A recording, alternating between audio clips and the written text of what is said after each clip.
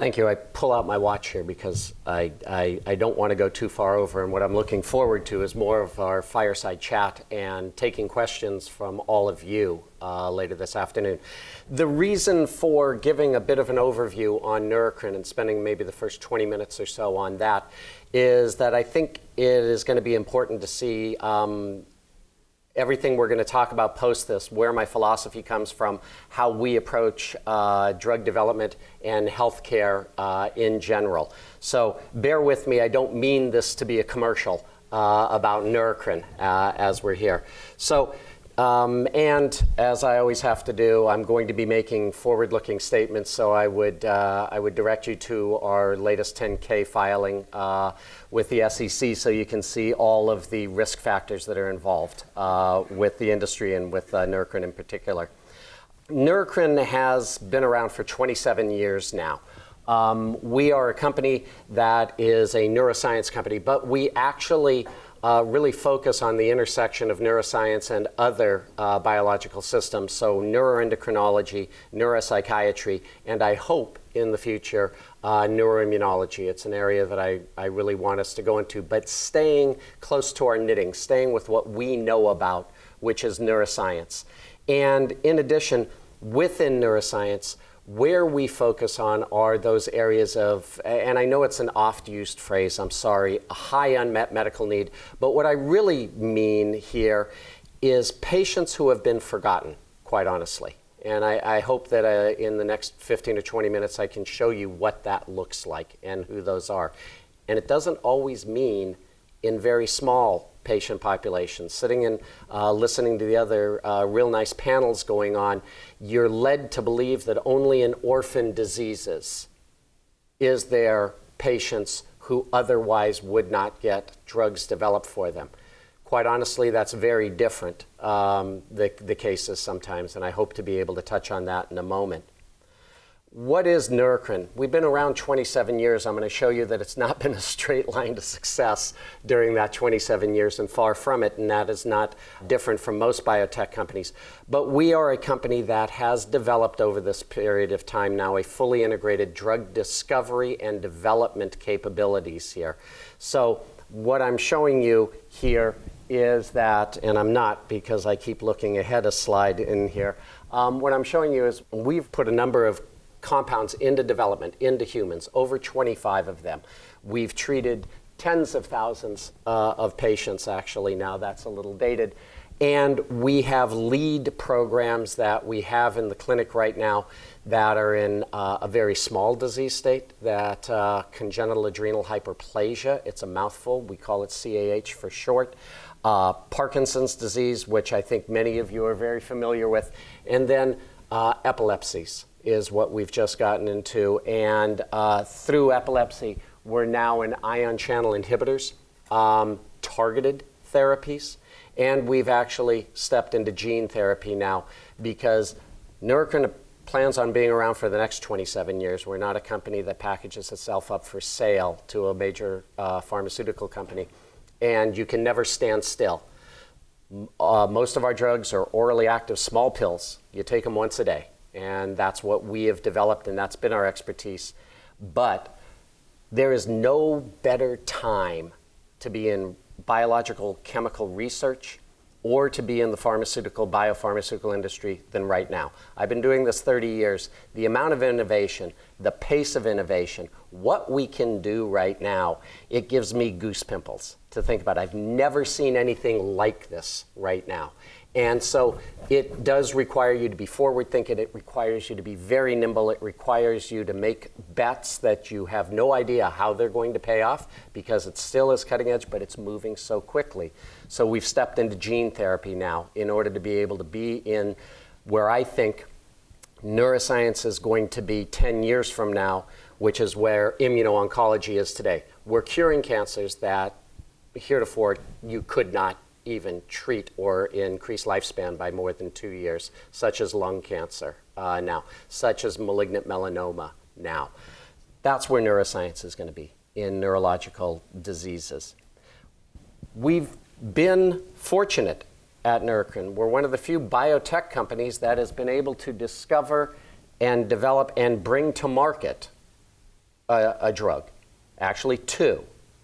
One, Ingrezza, which I'm going to be spending more time on. That is one that we actually commercialized ourselves.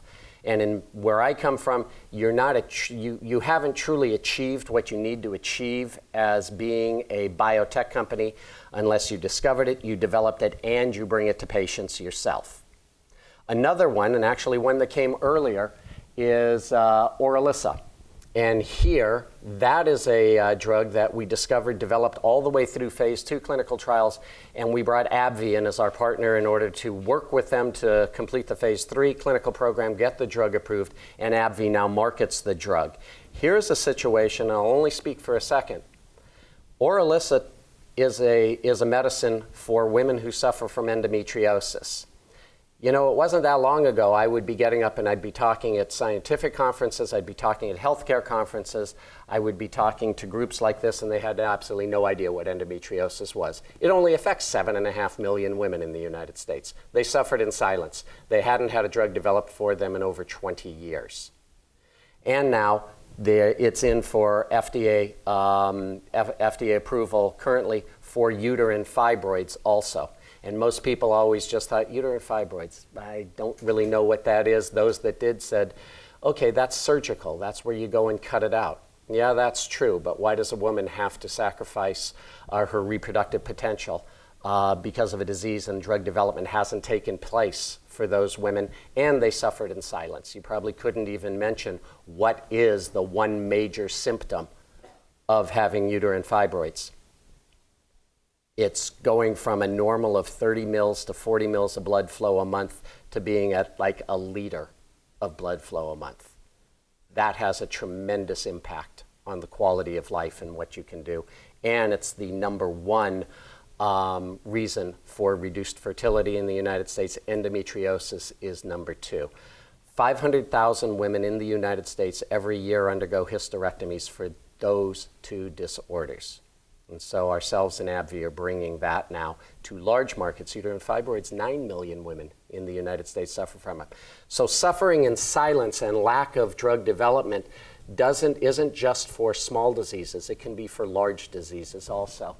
And as I said, when we develop a drug, as we move forward with it, it's really important to us that you can have a platform within that drug. You can actually treat multiple diseases with it. So with Ingrezza, which I'll talk about for a moment, that is on the market now, treating patients with a disease you've never heard about, which is called Tardive Dyskinesia. We have it now in clinical trials, phase 3 clinical trials, to treat a disease you have heard about, which is Huntington's chorea.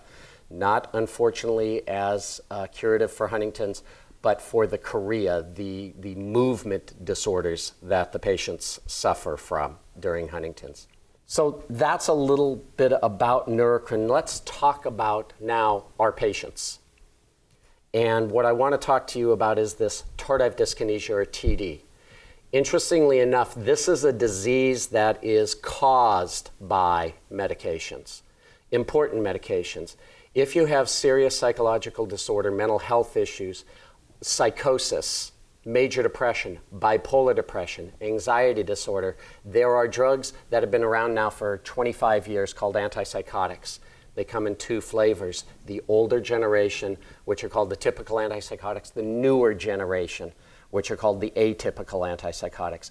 Unfortunately, for reasons we don't understand, 5% of those patients who take those drugs develop an irreversible, lifelong movement disorder called Tardive Dyskinesia. And that's been going on for now 25 years that's been taking place. It's about 500,000 patients. There are 60 million prescriptions being written in the United States this year for antipsychotics. They're important drugs. They are life-changing drugs for people with serious mental illness. But they carry this for, like I say, about 5% of those patients who take those drugs. No drug has ever been developed or approved until Neurocrine did it with Ingrezza. We have generations of psychiatrists who were taught, if they were taught anything about Tardive Dyskinesia, it was that there's nothing you can do about it. Don't discuss it with your patient. Nothing good can happen by having a conversation about tardive dyskinesia. And the physician who is practicing very good medicine unfortunately caused the disease by prescribing those drugs. There's a lot of guilt that goes into something like that. So here is a situation where we brought to market a drug for a serious disorder that is not diagnosed at all in the United States. As a matter of fact, when we launched the drug 2.5 years ago, almost 3 years ago, we estimated only 1% of the patients with TD were diagnosed. How do you do that? What do you do to do that? What it is when you form your sales force and your wraparound field representatives, your medical affairs, your medical scientist liaisons, your peer-to-peer, your sales force goes out there and they do not talk about your drug. They don't talk about Ingrezza. They are there purely to educate the physician and, even more importantly, the other allied healthcare professionals, the nurse practitioners, the physician assistants, the nurses, the reception staff, on how to recognize tardive dyskinesia from other movement disorders. Completely different skill set for a sales force. Not detailing the drug, but educating about a disease. And that's by and large what we've done for this 2.5 years. Of course, in the 15 minutes, 20 minutes that the salesperson has with that, the physician will then say, why are you here telling me and teaching me about tardive? Well, because they're now for the first time as a drug to treat it. The reception has been amazing for this drug by patients and by physicians. We're still in the early days. 3 years of doing education, maybe the high teens of those 500,000 patients are being diagnosed, and maybe only half of them are being appropriately treated at this point. What I want to show you now is pictures, videos are worth so much more than my discussing what a movement disorder looks like in a couple of the little embedded videos here. The next thing I'm going to show you is real low quality video. This is something that came to us from a physician. He had tried Ingrezza on 2 of his TD patients, saw remarkable efficacy in it, and then he said, you know, the next time I have a TD patient in the door, I'm just going to video him. This is what we're going to do. So this is very low quality, and then he waited until he treated that patient and then did that low quality video of what they looked like afterwards.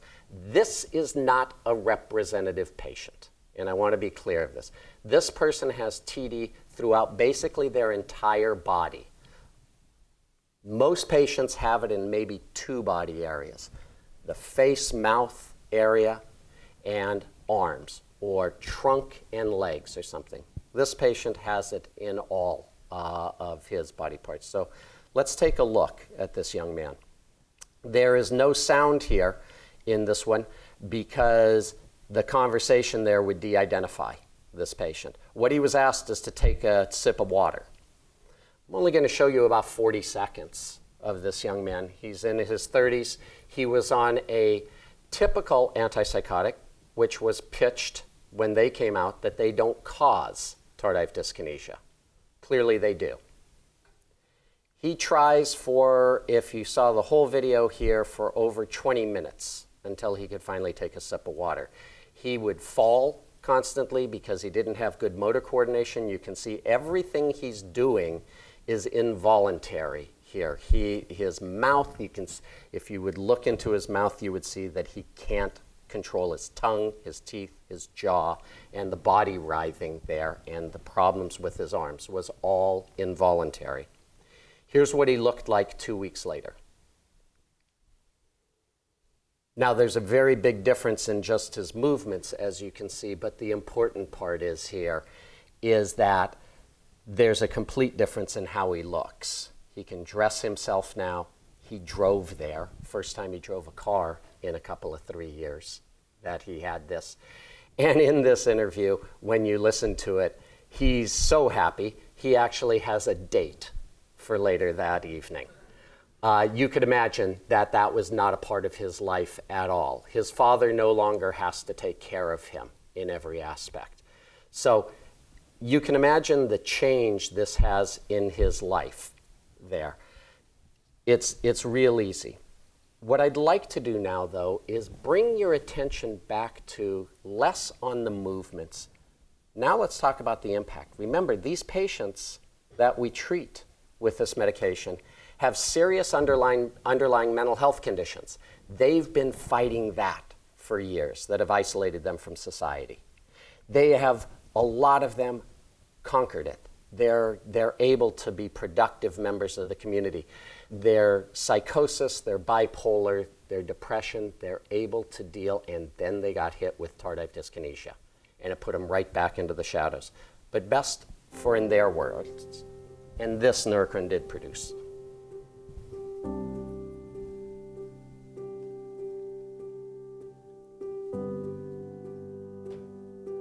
Well, I had TD of my jaw, and I had very bad clenching of my jaw, and it would get to a point where by the time the night would come, I could barely even move my mouth. It was very uncomfortable, and most of the time I was laying in a fetal position because I didn't want to do anything. I couldn't get up. I didn't want to get up, and it was really pretty bad.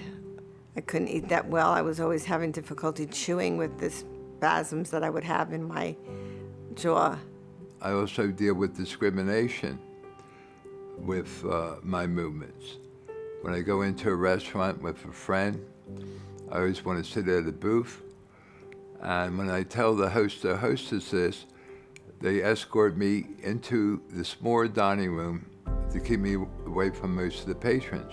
The more I began to realize these movements were constant and how they were perceived by other people, and I couldn't really hide my mouth, I began to withdraw. I isolated, made excuses for not visiting people or not seeing people. And even my own family, I just kind of hid away, even at home. I would stay home. I couldn't control my movements, so I didn't want to go out in public. So for the past 5 years, I've been a recluse. It controlled my life. The improvement in my TD symptoms has given me confidence, especially in my role as a pastor. Now I find myself spontaneously just going out and greeting people and being with them and talking with them and visiting them without having to worry about what my face looks like to them. Instead, now I find myself just embracing my work with so much joy. I've got some friends that noticed after my treatment that I was calming down, I was more social. I felt more confident about myself when I would look in the mirror. I would see something that I didn't see before. I smile, and I started smiling more again. I lost my smile for a while with my TD. So why do we have this video? How does Neurocrine use this video? It's education that we use this video for. When we do grand rounds, we do this because just focusing on movements themselves, how you would score those movements, whether you would see how have they improved by the movements, that's such a small part of the story. The bigger part of the story is how this affected their mental health, how this affected them to be able to be out in society. And like I said, what you have to remember is these patients all have serious underlying mental illness. And this just takes them, you can imagine, it just brought the depression right back. Their schizophrenia became uncontrollable for them. This is the true power of these types of medications, and yet these people hide in the shadows, and even psychiatrists have a problem, a real problem, in recognizing it. This is not an easy medication, a medicine to be out there with. Our sales reps are going into community mental health centers, working with ACT teams. These are people who put on backpacks like you see in the movies and go running out onto the street to help the seriously mental ill, to get them the services that they need. These are not great neighborhoods. These are not safe situations that they go into to do all of the education that is necessary.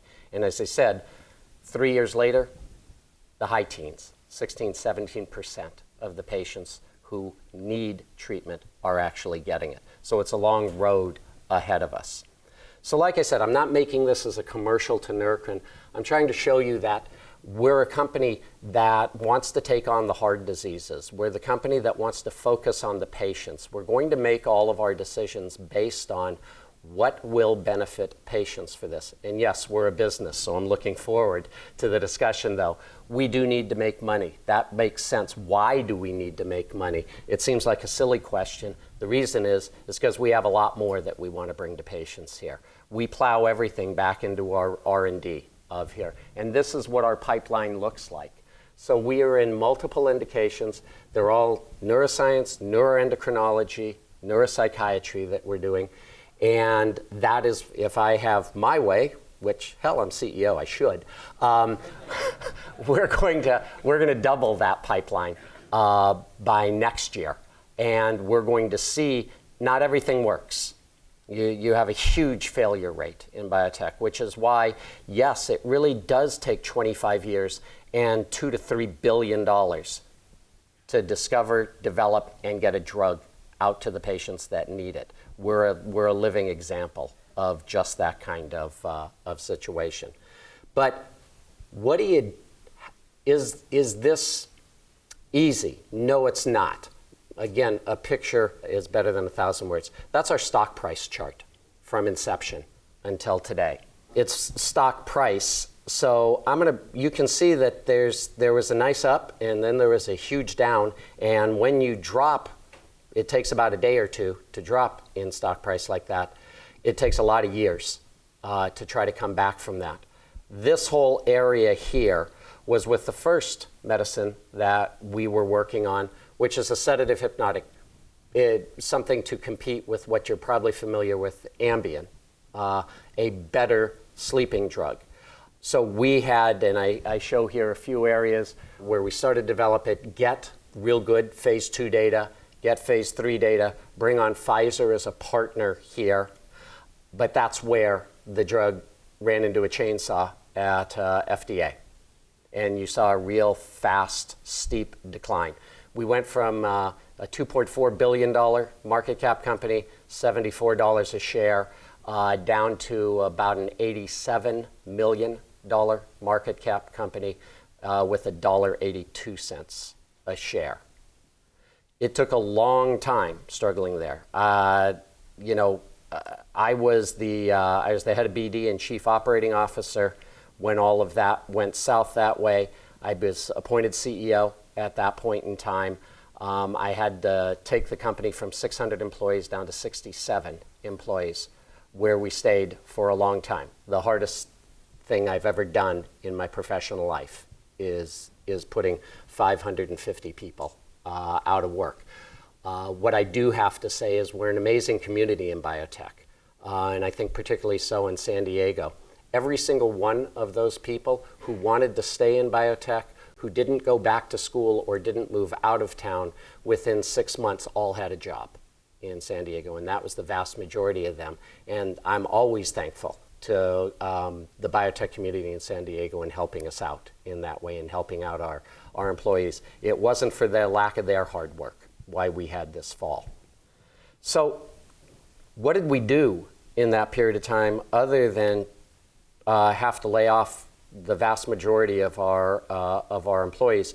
We also had to sell our buildings and land because, as you can imagine, there was no way that Wall Street or any investors wanted to talk to me about raising money out there. We had a plan on how we were going to move forward, but we didn't have the money to be able to do that. One of the many mistakes that Neurocrine made during that period of time leading up to that fall was not properly being prepared for failure.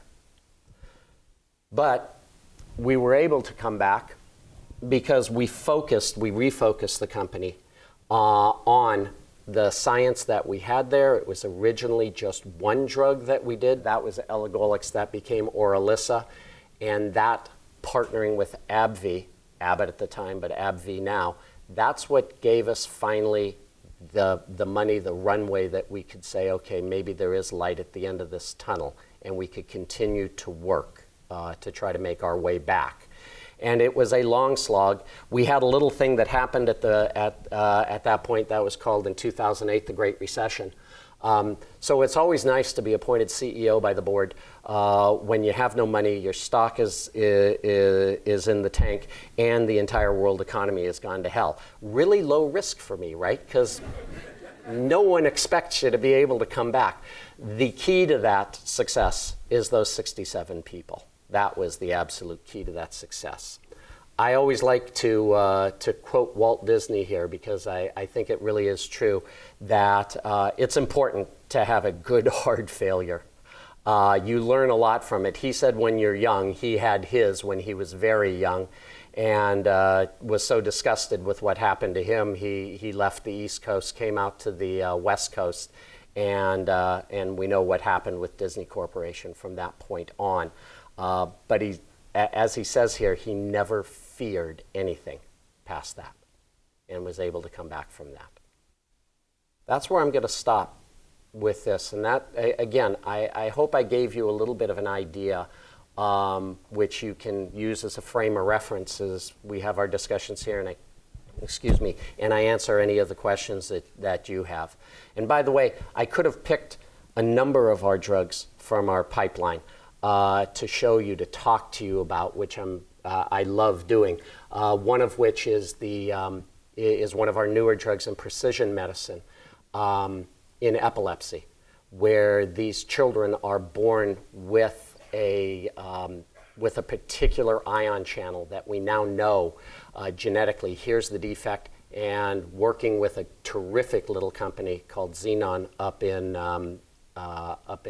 Canada, that we have our first of probably several drugs that we're taking into this patient population. There's only about 200 of these kids that we know are diagnosed in the United States right now. But I can't show those videos. I just start crying. I'm just not able to do it. But these are, you can imagine, those of you who are parents, these are parents whose kids are growing up and they're only awake maybe 2 hours out of every day. And they're using drugs that were invented 30 to 40 years ago, and that's all they have. We hope to change that within the next couple of years. Thank you.